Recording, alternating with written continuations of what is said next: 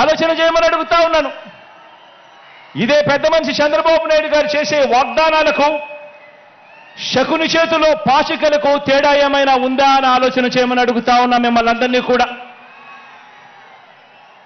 అందుకు భిన్నంగా చంద్రబాబు నాయుడు గారి క్యారెక్టర్కు భిన్నంగా మనందరి ప్రభుత్వం కరోనా కష్ట సమయంలో కూడా ఏమాత్రం కూడా సాకులు చూపకుండా పేదలందరికీ కూడా మేనిఫెస్టోలో ఇచ్చిన ప్రతి మాట ప్రకారం సంక్షేమ పథకాలన్నీ కూడా ప్రతి ఇంటికి అందించాం, ఇంటింటికి అందించాం.